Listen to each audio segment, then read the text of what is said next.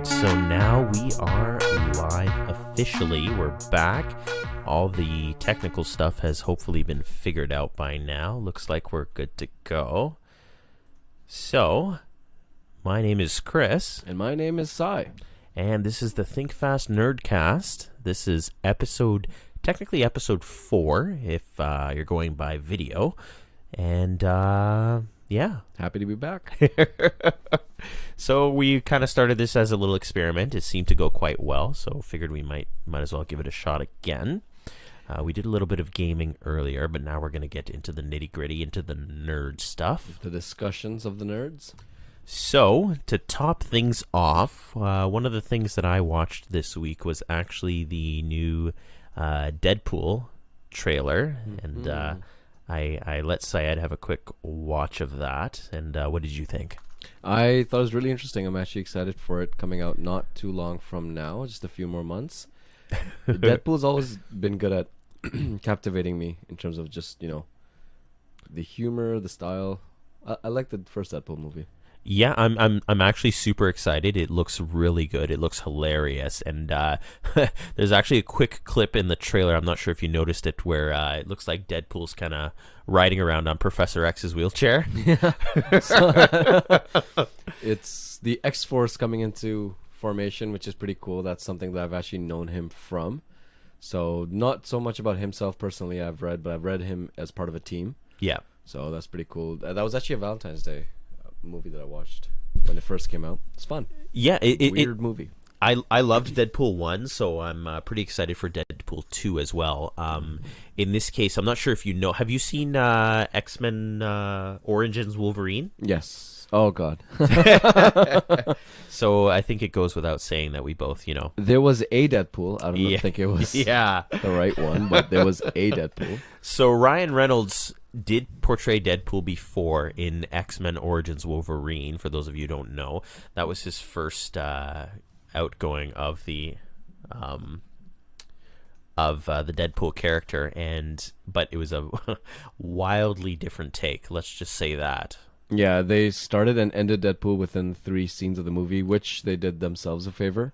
I don't know why they even brought it up. The good news, the good part of that is though that they got a chance to see what Deadpool would be like with Ryan Reynolds playing him, and it was good enough, obviously, to bring him back, which I think is fantastic. I mean, I think he did a good job for how it was written. And he parodied himself in the new movie, so I like the fourth wall part of it. So. Yes, I love that too. The little Time magazine, or I think it was People magazine, maybe. Yeah. And they learned that they shouldn't screw around with it. Like, he's a pretty famous character not to portray the right way, and people would notice, and obviously people would not like that. People like us, basically. Absolutely, and it's a different director this time around, actually, than the first one. From what I've read, it seems that the director might have had a falling out with the studio. Maybe it was over budget or something to do with that. I don't know, but they got replaced by some other guy. David Leitch. I'm not really sure how to pronounce his name, but what's his resume like? So based on what I can see here, so he directed John Wick, it looks like. So he was one of the co-directors of John Wick. Okay. So a little bit of faith then I have, because John Wick was pretty amazing. I think it was directed very well. Did you get a chance to see John Wick? Yes, but not the second one. Okay, well, you didn't miss much. The second one wasn't as good. It was still good, but as a standalone film, like it's not worth it if you haven't seen the first one. I watched the first one just for the action. I mean, he's sad about a dog. Like, I know there's more to it, obviously, but yeah. Well, so what happens is, obviously in this case, his wife passes away. So he actually retired from being an assassin to care for his sick wife, and then his wife passes away, and after she passes away, she leaves him a dog. Exactly. Beyond. Yes. So she had bought a dog prior to that, and I guess said that once I pass away, deliver Give this him a to dog. him. Yeah. So that was what happened, and that's why he was so pissed off, and decided to. It was a cool action movie. I liked it. Yeah, and it was I feel the action scenes were fantastic. So I actually do have a lot of faith with this director, and I'm interested to see where things go. Yeah. So, on the note of more Marvel related things, there's one cool thing that I just read recently. I didn't get a chance to go in depth into the whole series, but Man-Thing. No one knows a Man-Thing because he's a swamp monster, but He's like one of those C tier characters that we were talking about last week. only reason he's relevant in this podcast is because the 2017 series, towards the end, fall of 2017, R.L. Stine, who wrote Goosebumps and Fear Street, wrote a whole series of comics for Man-Thing. So it's 5 issues. Although it's funny, it's about Man-Thing being a celebrity.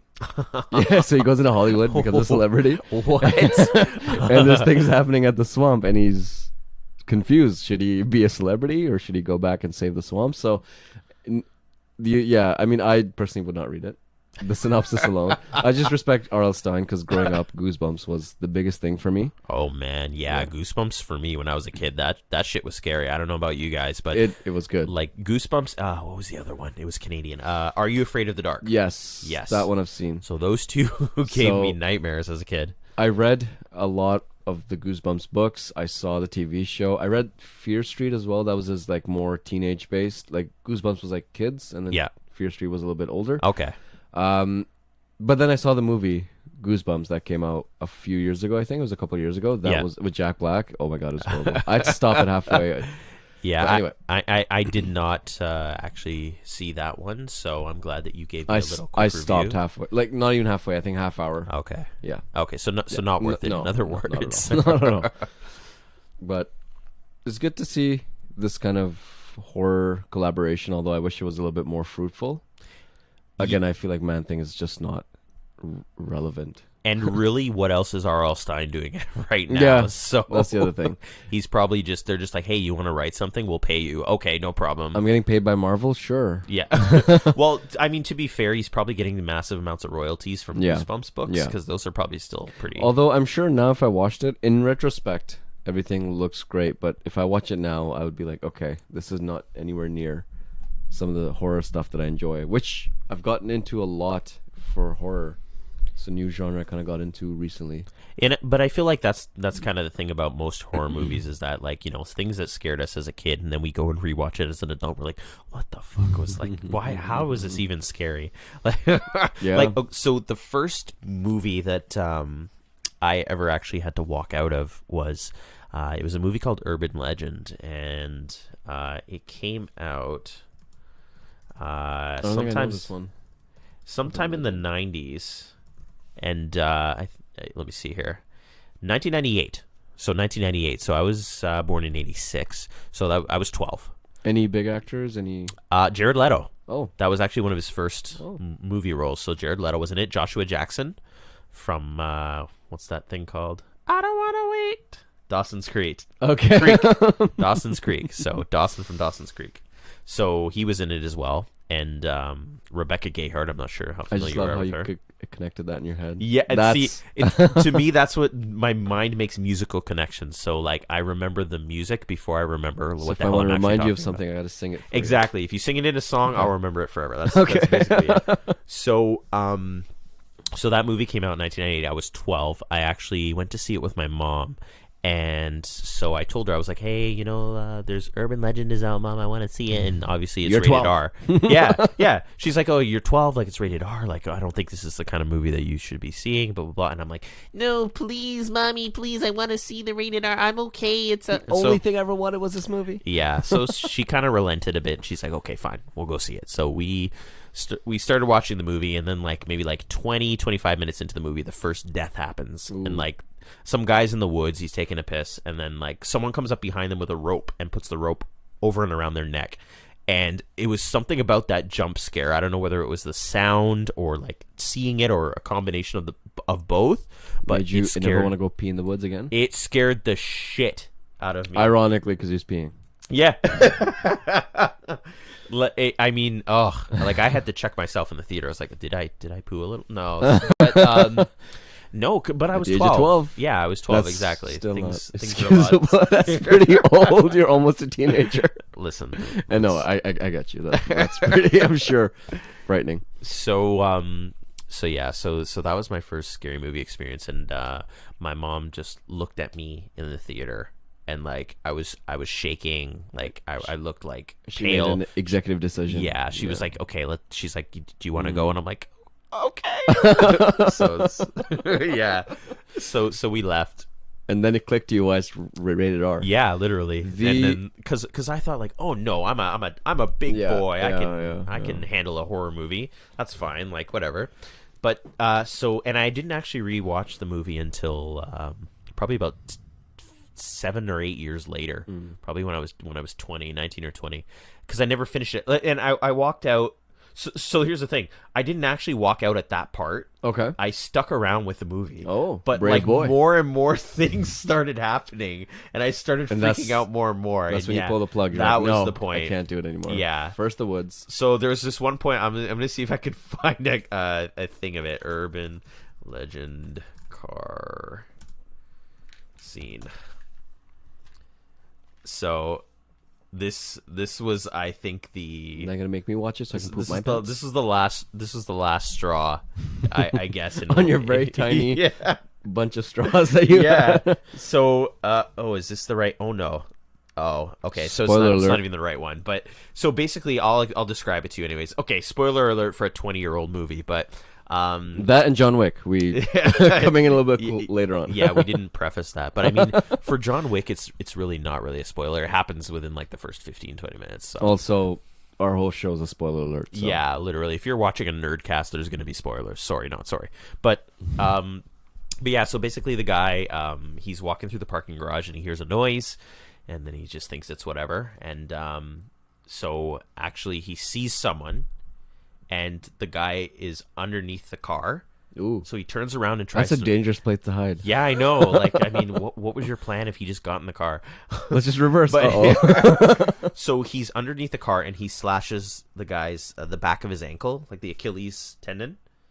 Oh, So like he's actually in the car. He's under the car. I thought he was lying. And the guy was standing. So the killer's under the car. The guy is standing outside the car. Oh, okay. And the guy turns because he's trying to run away. See, because I thought he was there. hiding actually underneath the entire car, like a cat would. You know what I mean? Like if a cat ran No, under a car. that's I where thought, he's under, like way under. so So his confused hand now. comes out Okay. and like goes like on the back of his foot, down the back of his leg. So the guy falls down, and That took a while for me to catch up on. Yeah, okay. I should have shown the video. But so Okay. he's crawling away like on his hands and knees, and in the parking garage there's one of those safety not safety but like security features where like if you try to drive out, the thing will come up and pop your tires. Okay. So that thing's up, and he's crawling over that, and then the car rolls over him and pushes him into those things. Wow. And that's when it was like, okay, it's time That's to go. too much, I've yeah. had enough. My 12-year-old mind is like. By the gore. Okay. Yep. So basically, I'm not sleeping this week. That's what it was. The only movie I walked out of, which I didn't want to walk out of, I hate walking out of movies. Maybe it's because I'm brown. I pay the price, and I want to sit there the whole time. But my sister and a brother-in-law went, and we were watching Tree of Life. It's a Brad Pitt movie. Oh, with Terrence Malick. Yeah, it was quite a while ago.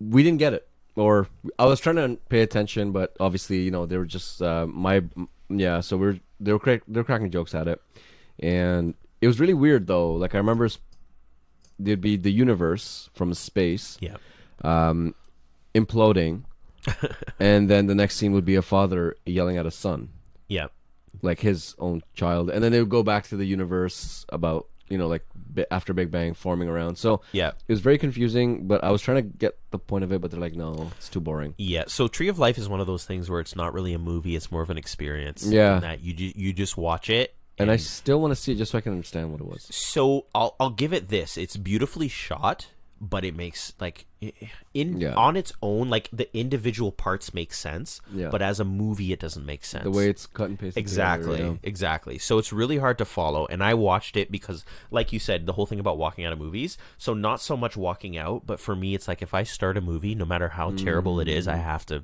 finish it. So that's a real problem for me, because I've watched some real shite. Thing, yeah. But going back to horror, there's something new coming out from Marvel. There is. So there's actually a Marvel horror movie coming out called The New Mutants. Nice. So I'm quite excited for this because anything where it involves X-Men and horror, that already piques my interest. Like I love what Marvel is doing, how they're branching off in all directions. They're taking a lot of risks. Like they they took a huge risk on Deadpool making it rated R. Yeah. Because look who just joined. Hey, Look sweetie. who just joined. Thank you for supporting. Love you. Sai's wife is in the live chat right now as we speak. And we're gonna filter everything I say. No, I'm yes. kidding. So now we're in good boy mode. So look and see. I can see the likes rolling Thanks, in now. I'm yeah. To those who are actually doing that, that's not my wife. Thank you as well. Yeah. So for anyone that is his wife. So don't try to slide See, in the DMs. every time I see or hear my wife, I get sidetracked. We were talking about something, weren't we? Yeah. Okay. It was something about New Mutants. Yeah. Okay. I feel like a lot of people who are joining into Marvel may not even realize that this actually is related to X-Men. Yes, that's true. And that's the thing. I mean, hopefully when you hear the term mutants, that's what you first think. But as I was saying, I really appreciate that Marvel's really taken a lot of risks, because they took a huge risk on the Deadpool movie, because that was rated hard R. Yeah. Like they F words and the violence and all kinds of stuff that they put in that movie, and that mainly the goal of Marvel is to reach as large and as broad of a target audience as possible. Yeah. So PG-13 is really the sweet spot for them, because then you got everybody. But they really took a risk on Deadpool, and it paid off, because that movie made like millions and millions of dollars based on its budget. Yeah. And just to sidetrack for one brief moment, the budget for Deadpool actually wasn't as huge as it was for most blockbusters like Avengers and things like that. And he pointed out too in the movie. Where Yeah. only 2 of the X-Men join him. Exactly. And not just that, but the very final battle, when he was packing up all his guns, and then he goes to the place in the taxi and he's like, shit, I forgot all my guns. That was actually because there was supposed to be a gun battle at the end, but because of budget, they couldn't do it. So they're like, okay, how can we write this into the script and make it funny? So that's what they decided to do. So I think it was a great way to cover that. So yeah, they took a huge risk on Deadpool. They're taking a huge risk on the New Mutants, because horror is very hit or miss. Yeah. You don't want it to be just jump scary. You want it you want the characters to connect with people, because a lot of the people that they have in this movie are not very well known, like Magic, Wolfsbane, Cannonball, Sunspot, Mirage. Like, I haven't even heard of most of these people. However, Magic apparently is the sister of Colossus. Ooh. So that is a connection. The only connection that we can identify at this point. And if you haven't seen the trailer yet, I would highly encourage you to go watch the trailer. It's trippy. Because, yeah, It's it trippy. is. But it'll really make you want to see the movie, so I'm excited to see where that comes out. That's coming out next year, February of 2019. So we've got lots of time left for Until that. then, we have a lot of stuff to keep us busy. Exactly. Avengers Infinity War. came out earlier, so now it's available to be bought. The tickets for it. That's something I'm really excited for. I was so happy when I saw Spider-Man. I'm just waiting for the Iron Spider to come on. Oh, yes. That's personally been my favorite, but I don't think Iron Spider's coming out anytime soon. I think it's going to be a while until we get that. But Infinity War, huge expectations, huge movie coming out. So, please, dear God, let it not be random aliens from the sky. Let it actually be Thanos this time. So it is Thanos. We've gotten that confirmed. Okay. Now, the random aliens were actually part of Thanos' whole deal. Of But course. Thanos himself, I don't think he appeared. He might have made a cameo at the end of the Avengers movie. Yeah. He's always there in his chair. Yeah, he's kind In of space, he's like, okay, I'm still gonna sit here.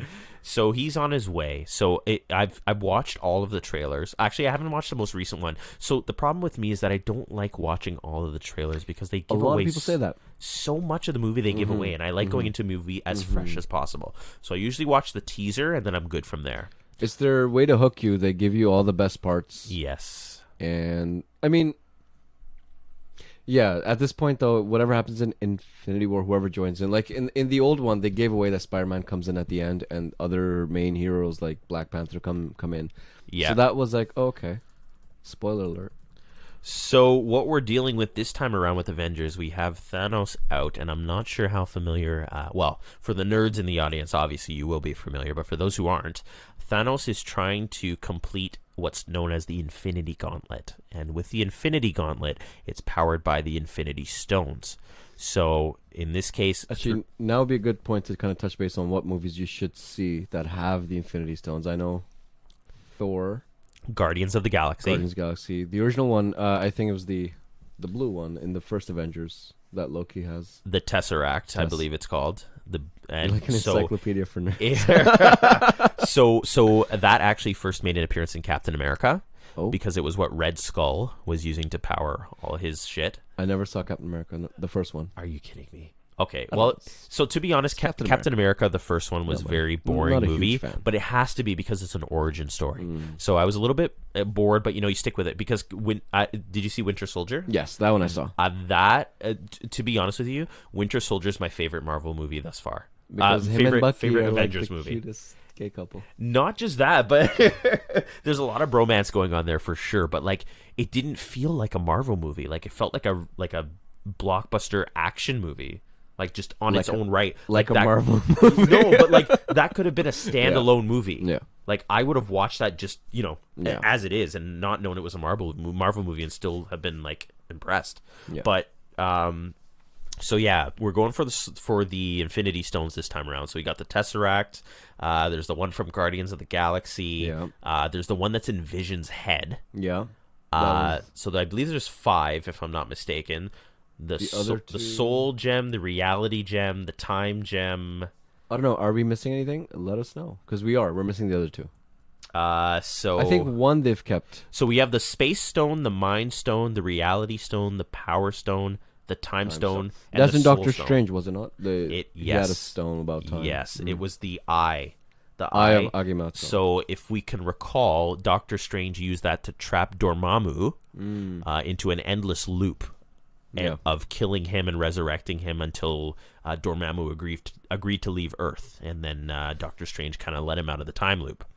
So in this case, the Soul Stone is actually in Guardians of the Galaxy. Mm-hmm.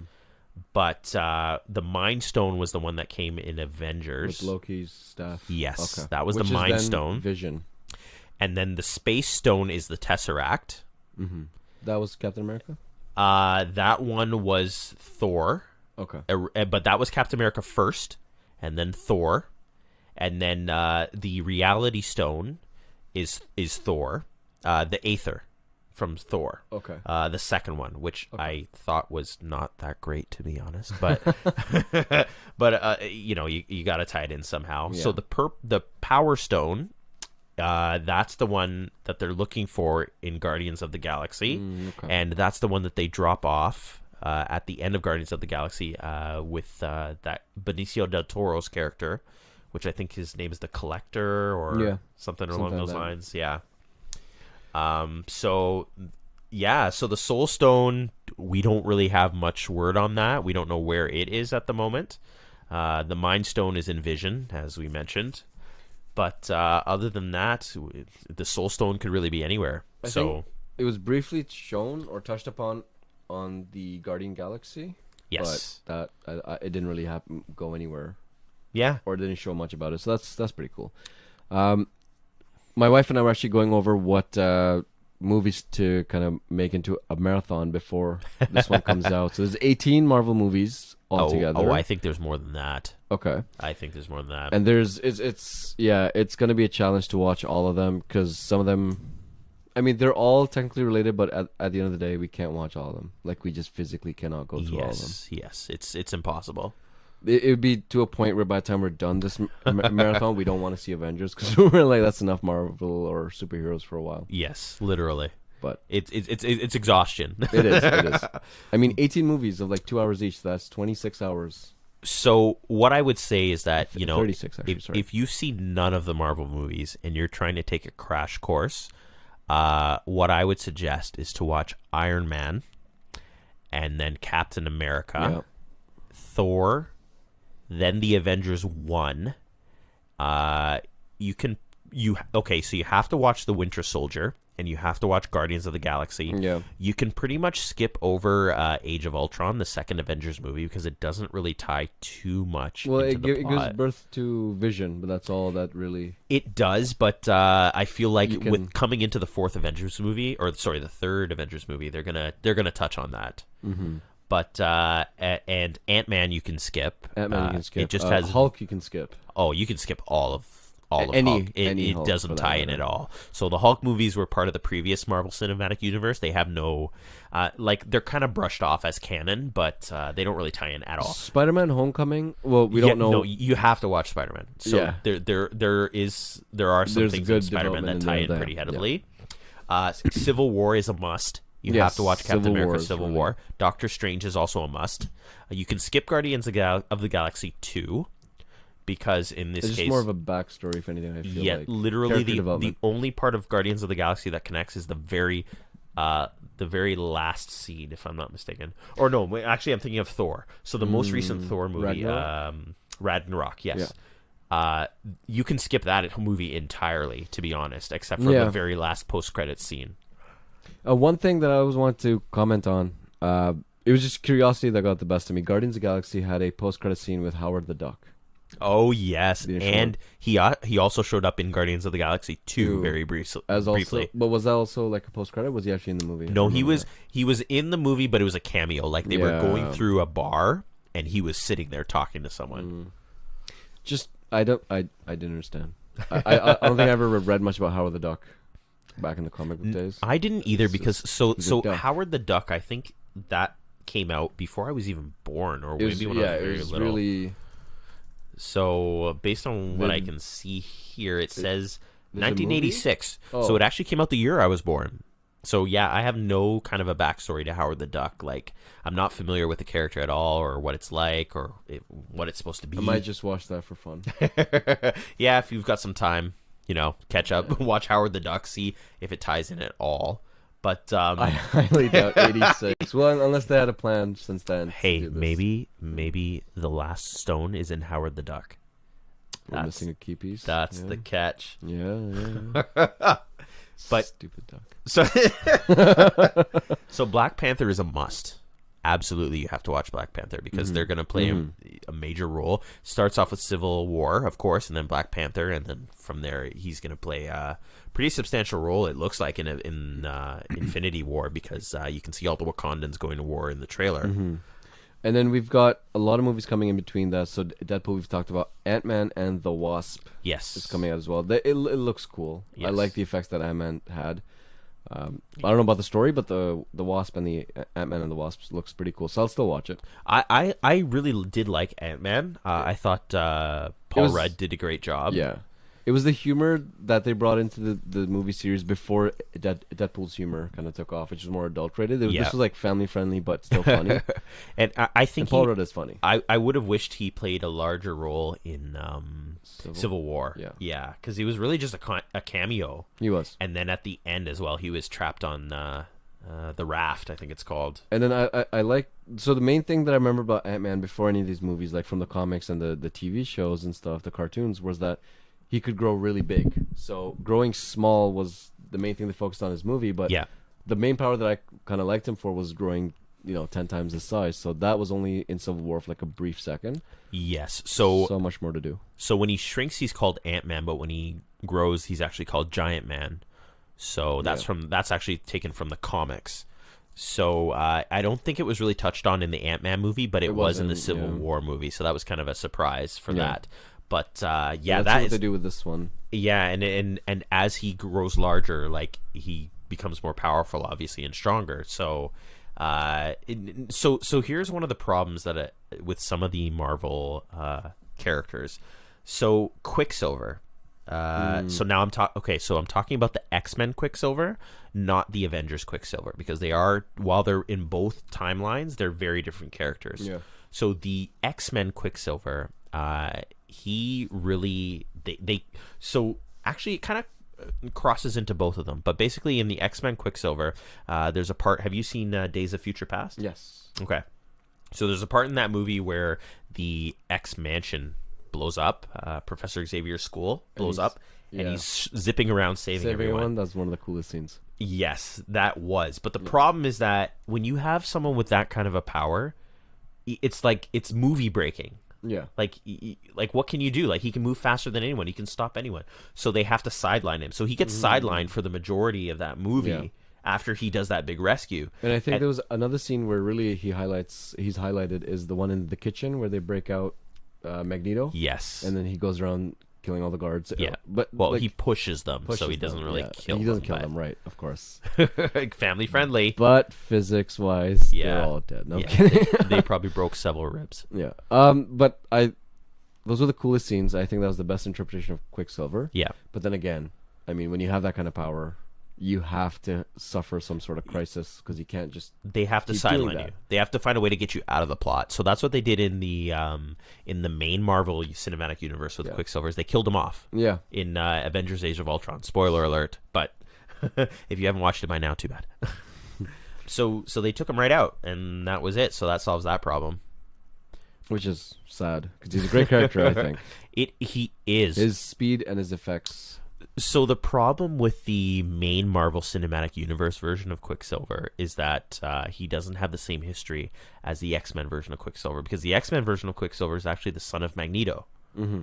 And that's the way it is in the comics. But in the regular version of the Marvel Cinematic Universe, he's like a mutant creation of Baron Zemo from, what was it? What movie was it? Winter Soldier. Yeah, because in the original series, it's him and Scarlet Witch who are the children. Their brother and sister. Yeah.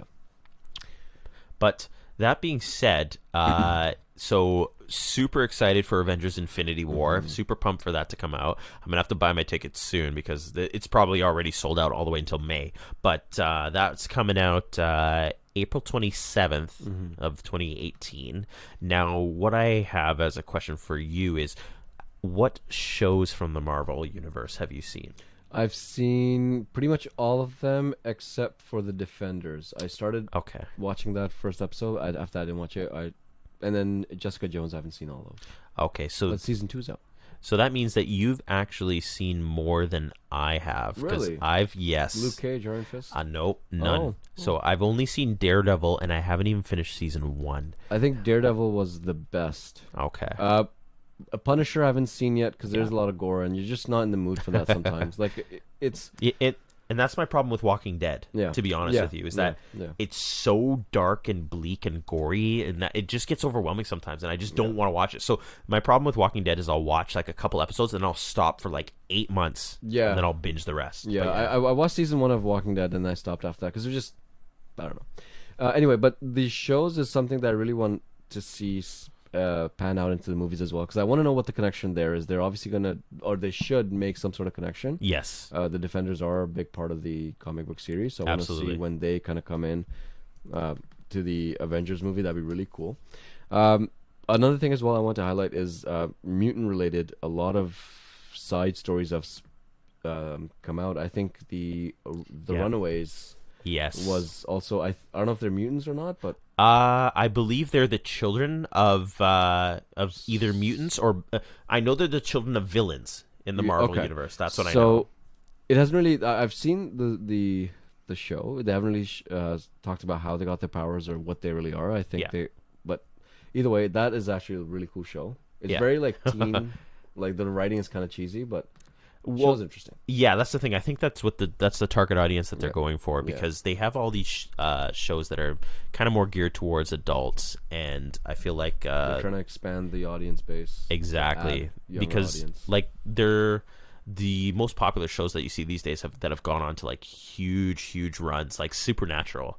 Like that is a show that is that is 100% geared towards teens, and that show's been running for like 14 seasons. I've watched that season up to like I watched that show up to maybe the 7th season. Yeah, it was interesting. Yes, but then it just kind of got old. And that was my problem with the show as well, is that I loved it. Like it was a great show, but after like season 8. Yeah, that's when it started. Like it just cycles. Like it's the same thing over and over and over. And it just all the bad guys come back to life. Exactly, you're fighting them again. Yeah, now you're working for them. Now you're fighting them. So it's like, and so that's what did it for me with that.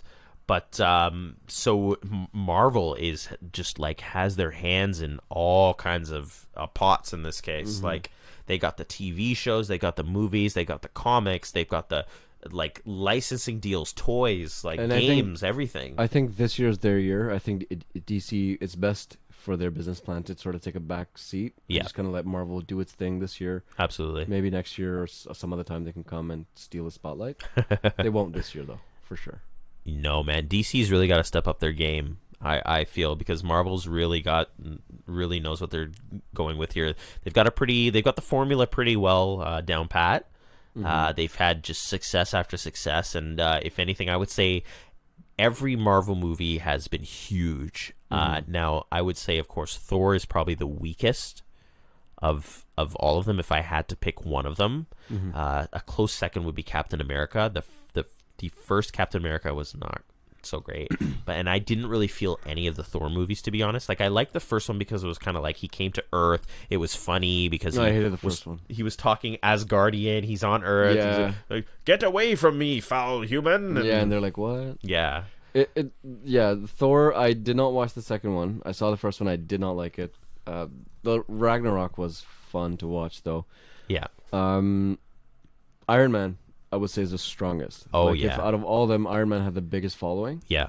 And for good reason. I really enjoy those movies. And that's the thing. Robert Downey Jr. makes that character. So I think that's huge. So that's the thing. After Avengers 4, so not Infinity War, but the one that comes after Infinity War, contracts are up for a lot of those people. Like Chris Evans, contract is up. Robert Downey Jr., contract is up. So we could see a lot of those people, that's it, die. Let's see who they replace them with.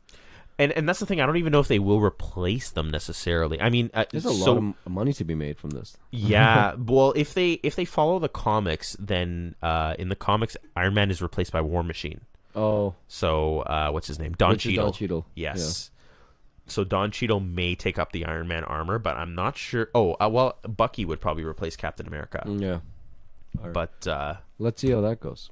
Yeah, I'm interested to see what the future of the Marvel Universe is once all of those major contracts expire, because those are big names that are drawing in all the viewers. But again, with the big names comes the big paychecks. So their budget is probably just going with all of these people that they have to have in all of these movies. And they just keep bringing all these characters into one movie. That's a lot of money to be used on acting.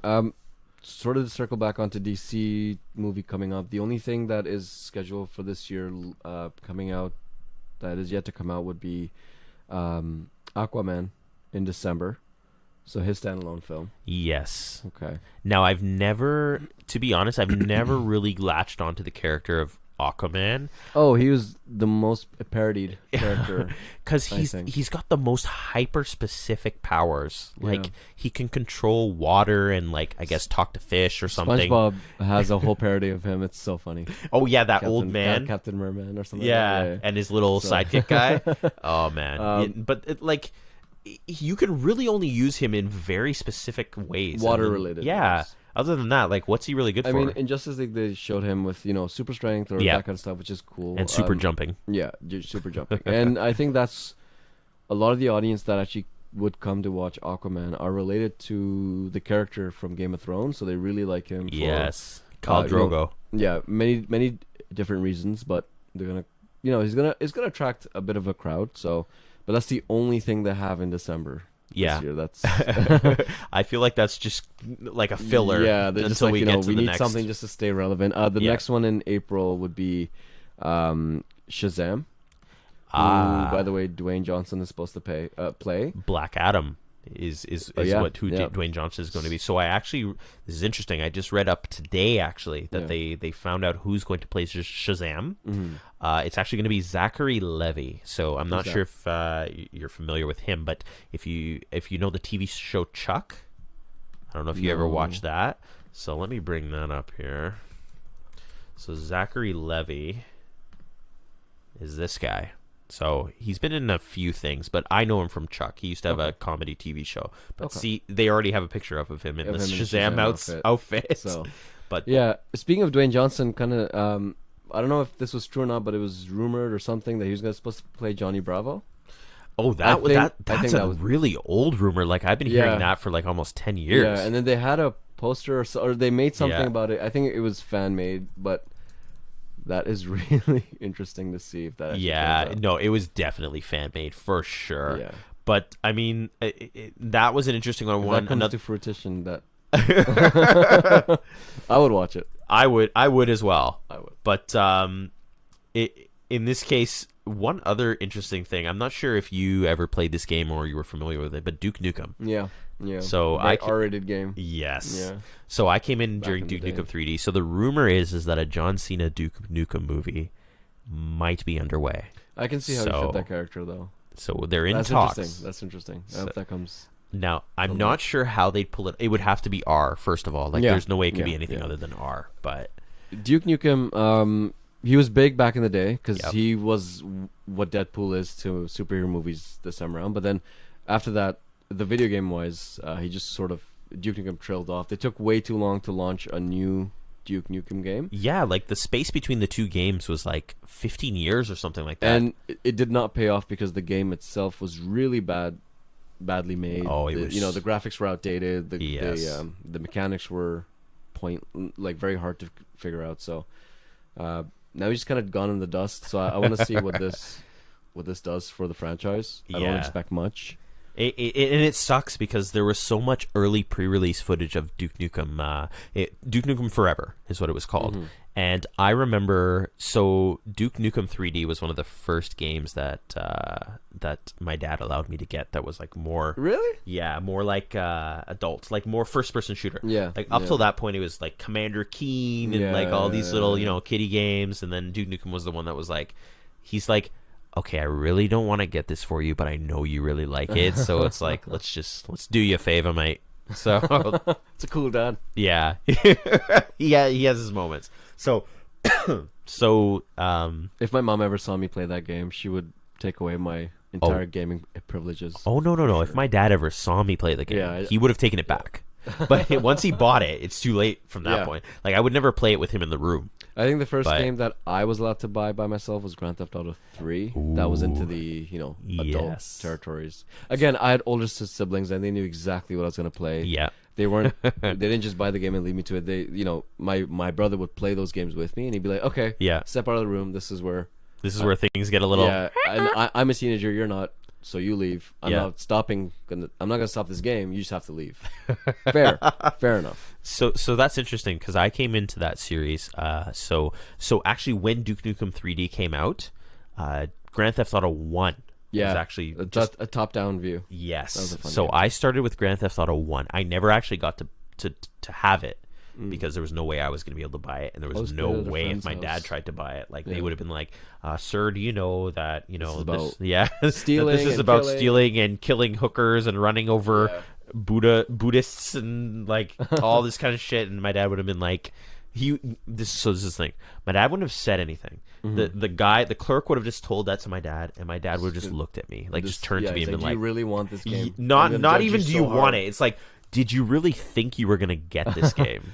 Like, Oh, we'll just take the Blue's Clues game. yeah, we'll take learning fractions like that. The only reason my friend got away with this game, and then that's where I played it for the first time, Yeah. is that back in the day, you could buy burnt games. Yes. So they didn't come in a yes. box. They didn't come in the case. It was just a blank CD with scribble on it. So he just got a good old bunch of days. them, and yeah, and that's where we played it. And we're like, okay, it's really fun. But then it took a backseat to Tekken 2, Oh, Tekken 3. Tekken. Yeah, 'cause Yes. that was a more co-op game. That was fun to play. I was always Eddie Gordo. I was always Huarong. Oh. I could never say his name, but he kicks Huarong. Yeah. Oh, I know who you're talking about. yeah. But yeah, no, I was always Eddie Gordo. He did those stupid like Spinning So the yeah. thing with Eddie Gordo It was and a nightmare to play. everybody makes fun of it, but you don't need to know how to play if you're playing Eddie Gordo. You push any button, his legs and arms are flailing around, Yeah. and like you win. That's it. It's like push button to keep win. That's it. Mashing buttons and you'll win. Literally. Eventually. But anyway, that was a fun series too. Yeah. So I got into Grand Theft Auto 1, Grand Theft Auto 2. I didn't Then get came out. into that game too much. So that one was actually one of my favorites of Oh. back in the day, because so how I started with that game was I downloaded the demo, and then I would just replay the demo because it would only let you play a limited amount of missions. Yeah. So I would just keep starting over, replaying it until I could finally was old enough to know like how downloading worked. Oh. And then I okay. downloaded a full one, and I'm fine.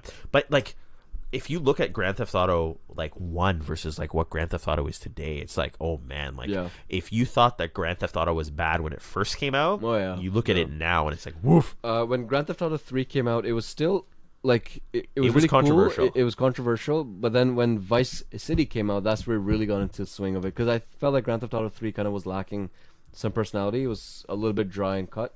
They still had their moments, but then Vice City was that where all this funny stuff started to come up. And then spawned from that was Saints Row. Oh, I loved Saints Row. Really I had Saints Row right from Saints Row 1. Yeah. So when I first got an Xbox 360, one of the first games I got was Saints Row, and I loved it. It was so different. It was similar, but yet so different. It's a sandbox, but... Yeah, and it really defines sandbox way more than GTA ever did, because you're not just stock guy. Like, you're not just, this is your character and go. No, you created who you want it to be. Like, you customize everything. Like, everything that you wear, jewelry, like earrings, like whether you want your shirt collar open, collar closed. Like, they had so much. Oh, I'm sorry, am I boring you, mate? No. Am I fucking boring you? You need a bit of a nap. When you talk about men and their clothes, and so much pride in it too. I could leave it open. I could. No, but that's a great point, because now all the games have a character customization. Yeah.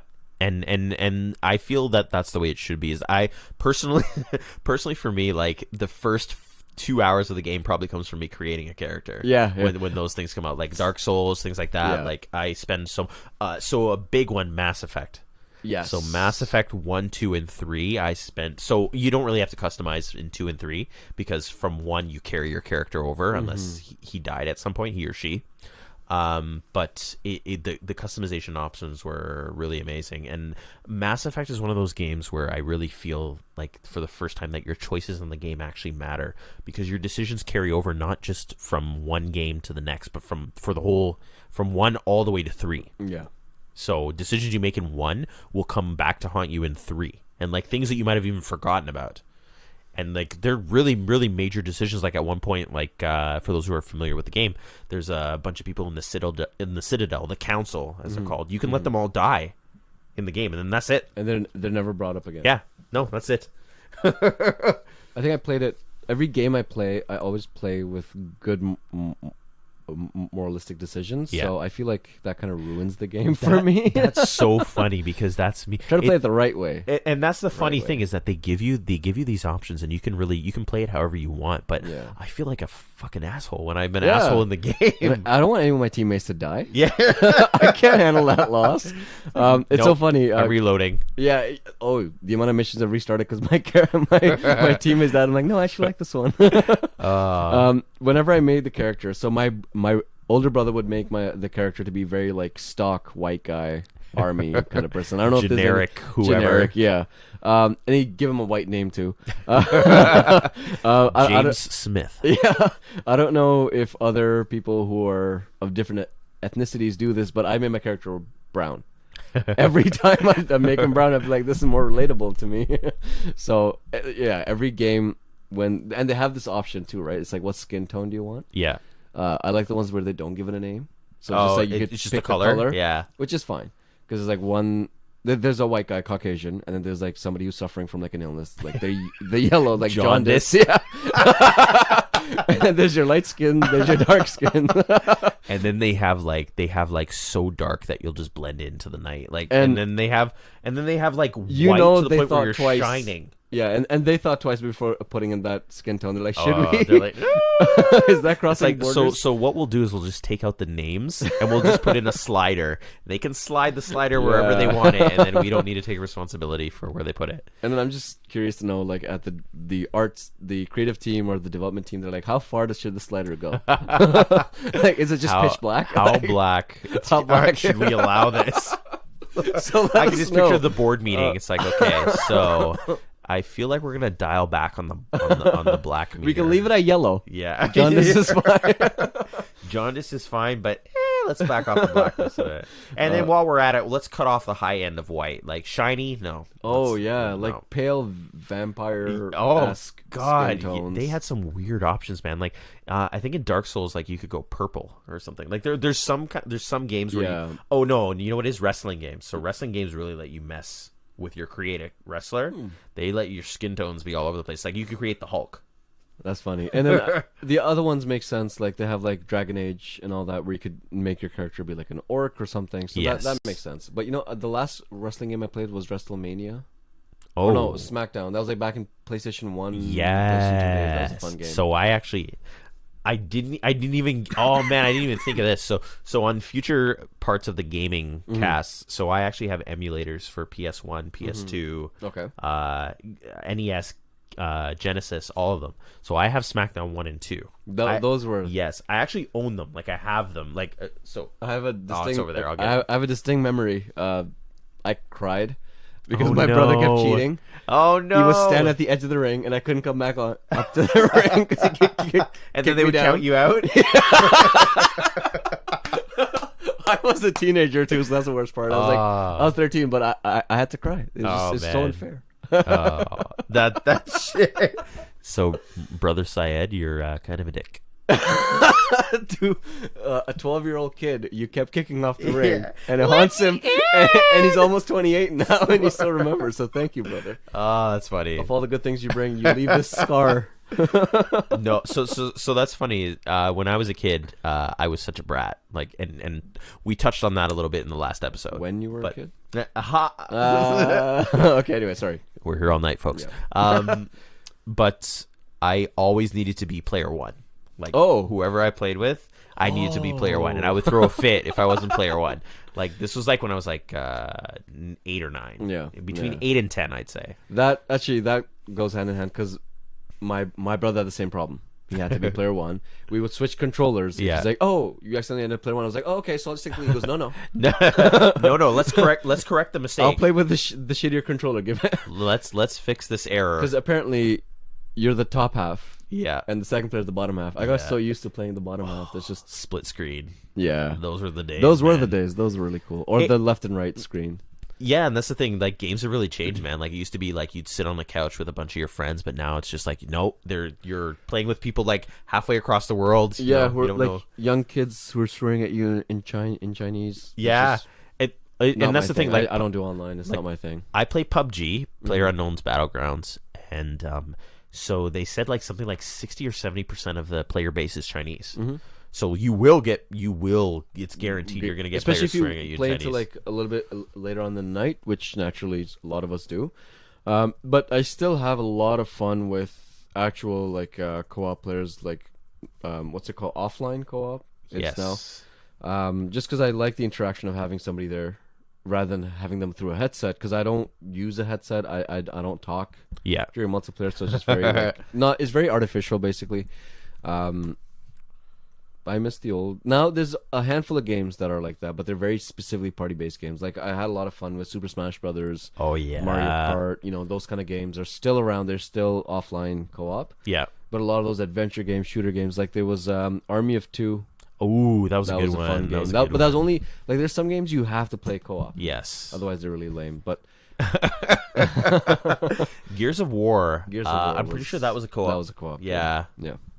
Those are one of the first things that I got into. I used to have SmackDown parties. Like, really? This was when it came on PS2. Yeah. So I had the multi-tap for PS2, which back then cost like $80. Jeez Louise. I remember like saving up many, many weeks of allowance. But then like people would bring their controllers from their house, and we would have like 6-man tag team matches. You could buy the multi-tap, not the controllers. Bring your own controllers. Yeah. You got one out of. No, yeah, BYOC. Sorry. No, I'm not about that life. But those were fun. I'm sure multiplayer is fun too. Again, like I said, I haven't really gotten into it completely just because of that prejudice. And it's not just that. It's like, who has the time these days? Like, I used to play Call of Duty all the time. And the thing that kind of bugs me is like, so again, I have an older sibling. So if we wanted to play a game co-op now, he would have to buy a new console, right? Yeah. So we have to buy 2 consoles, 2 versions of the games, just so we could play together. So. And then I'm trying to get my wife into gaming. Good luck. She plays actually. She's played Killzone no, there was another one for PS2. It was a first-person shooter, but with aliens. Resistance. Fall of Man. Resistance. Okay. She's played Resistance. Gotcha. She likes it. But she's only limited to first-person shooters, which I find really funny because I gave her the Xbox controller once. Her character was just staring at the ground and spinning in circles. Because the Xbox One's a little bit different. The joysticks are kind of not. They're in two different areas of the controller. Yeah. But I'm trying to get her into the game, but it's again more tempting if you're playing with somebody next to you and you can smash the controller out of their hands. That's how I want all my games. So now that I know how he plays, I'm glad we're playing co-op and not versus. Yeah. Because Forza, a racing game. Me and my yes. brother and his friends, they would come over, we'd play, and I would be a sore loser about it. They would all be like these professional racing. They would always turn the camera to like behind the wheel, and they're like, "We're gonna play this like a simulator." Yeah, I'm just crashing through people, pushing them off, and if that doesn't work, I'll physically push them. So yeah, if they don't crash into a wall, they will. Either them virtually or right? in reality. See, Syed makes dreams come true. There you go. But it's gaming has changed, man, and it's very much it's weird. It's like the more distance that we can put between people nowadays, rather than bringing them all together. And I get it on one hand, it's convenient. Yeah, it is more convenient, but it kind of takes away some of that aspect of like just having a chill night with a bunch of your friends. Because that was the social aspect of it. Yes, I think now there's the social aspect of it is very virtual. Yeah, which like the rest of the things we do. Like this podcast. Yeah, way to throw us on the fire. Under the bus.